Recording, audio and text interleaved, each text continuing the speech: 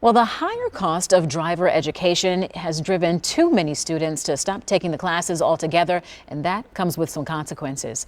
Tonight, TMJ4 is trying to change the narrative with our Adopt a Driver community effort. As part of Project Drive Safer, Ben Jordan goes in depth tonight on the state of driver's education in Wisconsin, 2 decades after the state stopped funding it.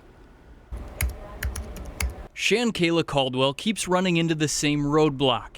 I would like to know, why is it so expensive? For the past 2 years, the Pathways High School senior says the price of MPS Drive and private driver's ed has been too steep for her family to afford. My first price was like $350. Then I went back the third time and it was $600. And I was like, whoa. It's a barrier far too many Wisconsin teens have faced since 2003, when the state stopped reimbursing school districts for driver's ed. Since then, only 1 in 4 school districts offer driver's ed as a class during the normal school day.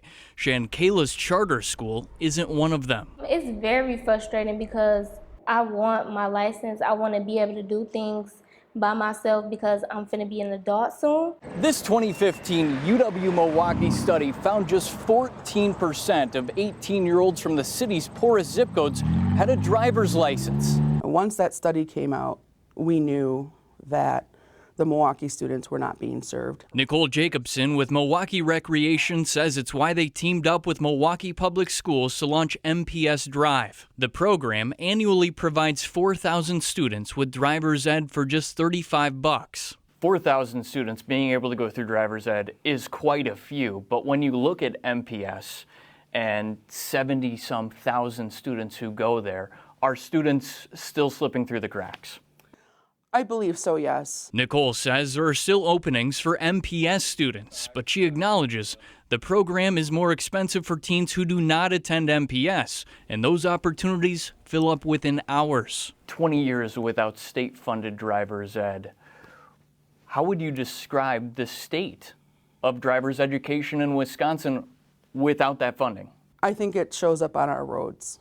I think that double-decade gap of education and that missing critical piece of education statewide shows up on all of our roads. But that 2-decade gap in state-funded driver's ed is set to come to an end.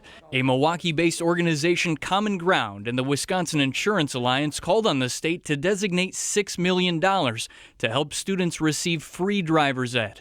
That money comes from insurance fees already sent to the state. Up to 15,000 teens who qualify for free or reduced lunch at school would be eligible for free driver's ed. I think it's a great start.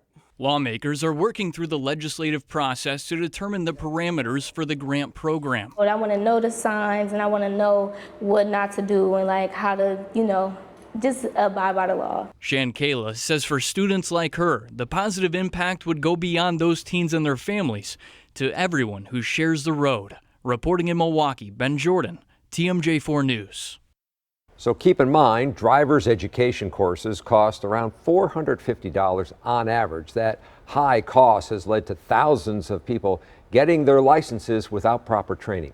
Now, TMJ4 is teaming up with the Greater Milwaukee Urban League for our Adopt a Driver initiative. So far, our viewers have helped raise more than $3,800. All donations will help low-income families send their teens to the Urban League's Driver's Ed program. You can scan the QR code right there on your screen on how to learn more and to donate.